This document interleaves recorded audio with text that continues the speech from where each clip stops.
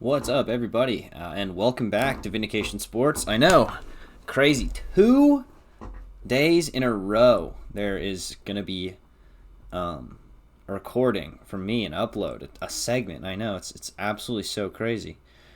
But I actually, I took a long time off, so I've got a really good amount of stuff to talk about. When I first started making videos, they were mostly about the NBA, and then I made one about Cam Newton, and I made one about Fight Island, and then after that, it's pretty much just been basketball. But I really want to try to basically not limit this show to just being Vindication Sports, which was kind of the original premise of it. Just kind of, the show's just going to be Vindication. The basketball logo probably won't survive for too much longer. Maybe one day I'll do a non-sports topic and then I'll finally have to change it, but so far it's been all sports topics. I'm also going to try something else. You probably are seeing some pretty horrible gameplay on your screen. Little Cyberpunk 2077 for me. I just want to see if this is a little bit more bearable to watch. There's not going to be any audio from the game or anything like that. I'm not going to talk about the game or the gameplay whatsoever. It's pretty much just there to fill up the screen while I talk about... I'm actually going to talk about the NFL today, so not an NBA topic, even though there's probably a billion NBA topics out there that are worthy of my time. But we're kind of closing in on the NFL playoffs very, very closely here. Currently...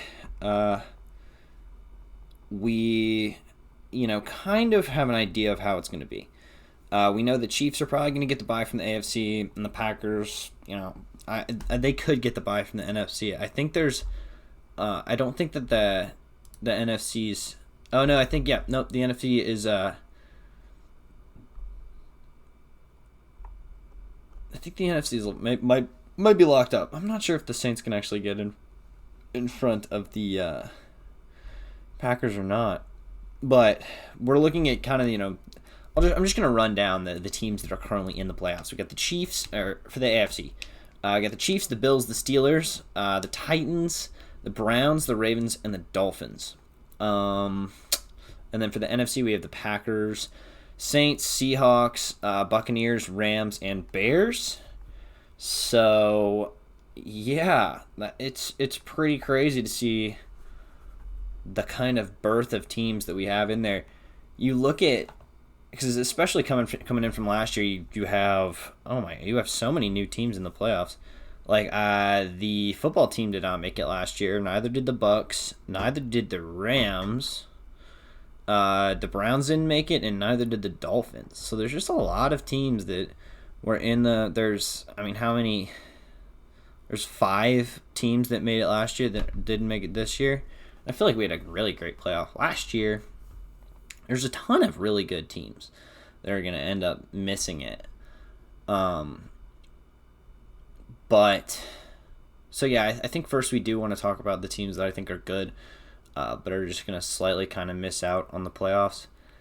Arizona, they're a really good team, to be completely honest. Kyler Murray's phenomenal. They've got D-Hop. They've got Kenyon Drake and Chase Edmonds. Chase Edmonds actually the better back. Crazy, I know, terrible for them. Feel so bad.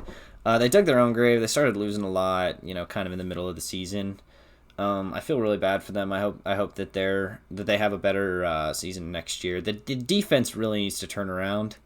If they give up less points, maybe they can win more games. Kyler's also in his second year. He's evolving. He's getting better and better. I trust Cliff Kingsbury to be the leader of this, so I really would not overreact and do anything there. And then that's it for good teams in the NFC that didn't make the playoffs. There's even some teams in the NFC that are bad, that are terrible. And that are in the playoff position. I personally think Washington 6-9 making the playoffs is that's abhorrent to a competitive league. Whatever, they're actually not even horrible. Their defense is absolutely. Like tier 1. They're not really like the standalone best defense, but they're definitely a solid A solid secondary. Their run defense is not the best, if I'm not mistaken. Overall, I think it's just so depressing that they're going to end up being a 4th seed, and you've got 3 teams under them that are better. But before we go on, I do want to talk about just the unfortunate San Francisco thing. This is kind of like a recurring theme. It's happened for the past 2 years at least. I don't know if it's gone on even further, but there's always a Super Bowl hangover team. So last year the Rams didn't make it, and they just had their Super Bowl hangover where they just couldn't. They couldn't even make the playoffs, even though they're like a good team. They've got tons of good players and a good coach. They made the Super Bowl, and they weren't able to maintain that level of focus for another year. Now they're in the playoffs. They're not a high seed or anything like that. We'll see how it all turns out. I think they really need to reload, maybe move on from Jared Goff. I'm not sure for the Rams what they're going to do, but really I'm here to talk about San Francisco, which is that they're the Super Bowl hangover team this year. Kansas City is not going to have any kind of a hangover. They're too good for that. So yeah, they're killing it. KC is. San Francisco, they're just feeling sad. They didn't have Raheem Mostert and Jimmy G and Kittle for most of the year, so you really can give them a pass in that department, that they just really did have to fight through tons and tons of injuries. And every other team in the NFC that is not currently in the playoffs, barring Dallas, needs to completely just tear it all down, I think. Minnesota kind of maybe could get a new quarterback, and then they'd be more of a threat.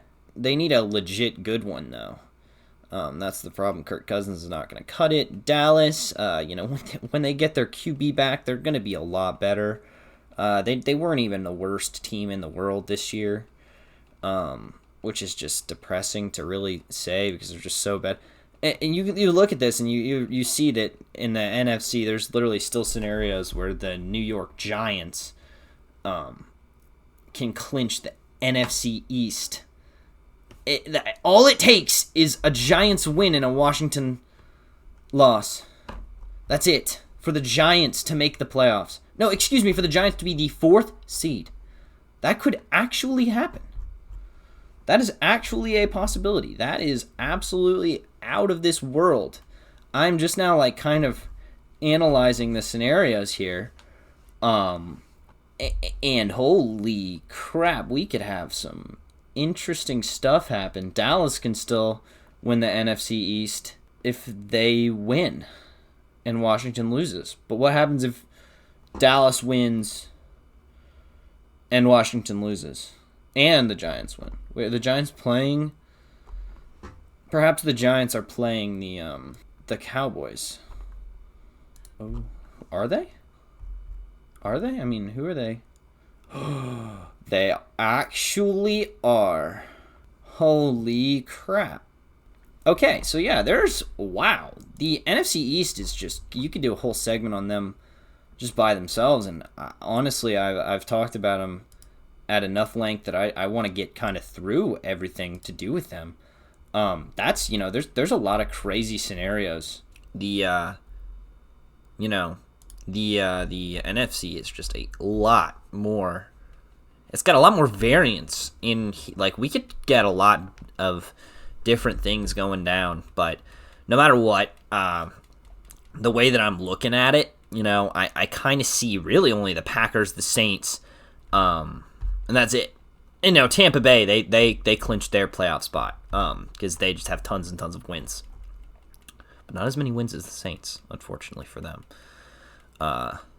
So yeah, but that's why the NFL playoff is broken. Also, the Dolphins are 10-5, which that's going to go ahead and be our transition.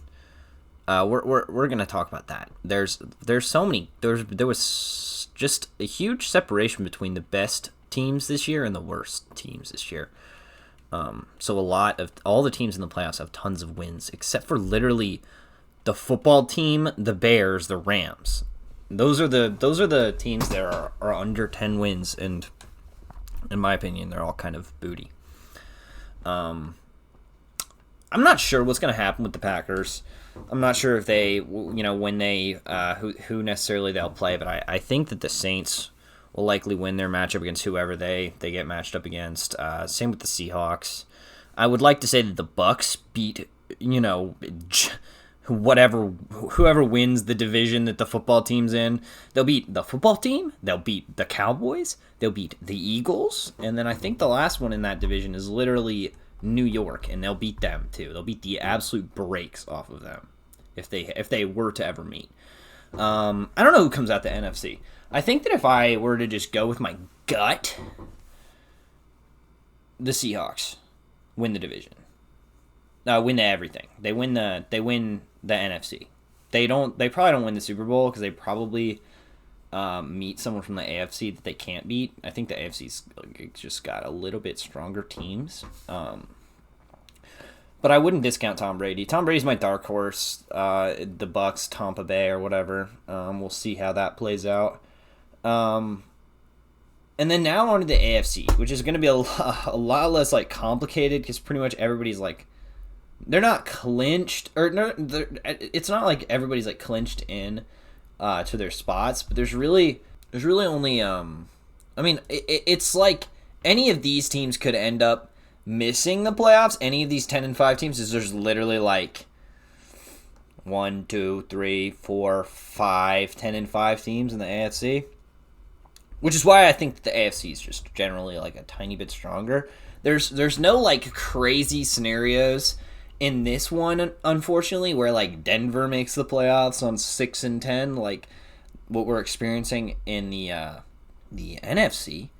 But I mean, there's a scenario where Pittsburgh misses, or sorry, no, there's not a scenario where Pittsburgh misses. There's a scenario where Tennessee misses, a scenario where Miami misses, a scenario where Baltimore misses, a scenario where Cleveland misses. And the scenario we're currently in involves Indianapolis missing right now. Indianapolis can still make it if they win and Tennessee lose, pretty much. That's that. I mean, they could also tie and Tennessee loses. So Tennessee has to lose. It's crazy. Tennessee can clinch the AFC, the Division South title by winning, or Indiana loses. Or they both tie. That's also a scenario.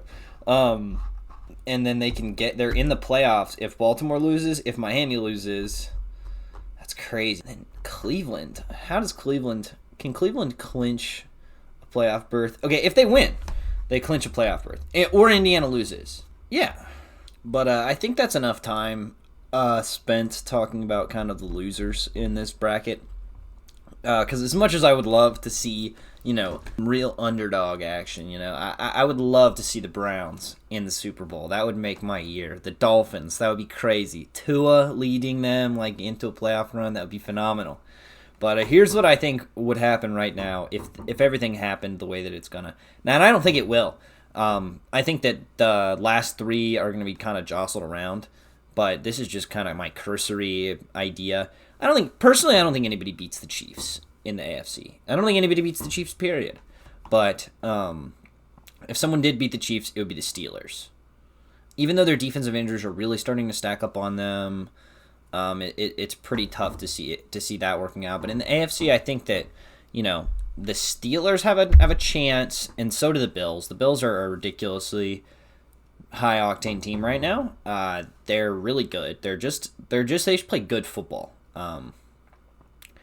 And then the NFC, if you're really talking about a Chiefs killer, the only Chiefs killer I see is the Seahawks when they're clicking on all cylinders, and the Buccaneers just because of the Tom Brady factor. That's the only silver bullets I see for the Chiefs. I think the Bills beat anybody that they meet that's not the Steelers. The Steelers, I would say, is a toss-up. I think the Steelers beat literally everybody except for the Bills, and then the Chiefs, obviously, they don't beat. And I think the Titans beat pretty much everybody on down. But the Steelers and the Bills, I think, are a toss-up. Titans beat the Browns, beat the Ravens, beat the Dolphins. I think all three of those teams they handle pretty well. I don't think that any of those teams really are equipped to deal with Derrick Henry, Ryan Tannehill, AJ Brown. They're all their weapons. They're solid defense. They're just good. They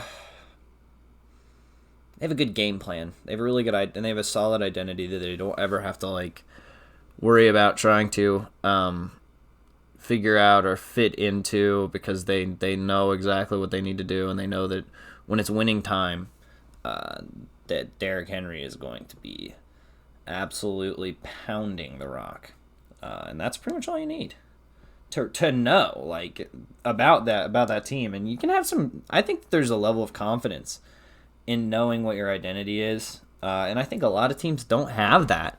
Like, I don't think, are the Browns really a give it to Nick Chubb and Kareem Hunt team? I think they should be. What are the Ravens? Are they a Lamar Jackson team? I think that you used to be able to say the Steelers had an identity. Their defense is kind of gone, though. I mean, you know what the Chiefs' identity is. The Chiefs' identity is just offense. Just it doesn't. We have a good defense, yeah, but you're just never going to be able to score as many points as we are, because we just have every single weapon that you wish you had. Unless you're rocking an elite running back, there's no receiver core that's better. Just because Tyreek Hill is so out of this world. I mean, you can make the argument that the Bucks have a better receiving core, but I think that they're really straining to make that argument. Just because, really, Tyler. I mean, talented. Yes, they're all extremely talented, but none of them are really in their primes.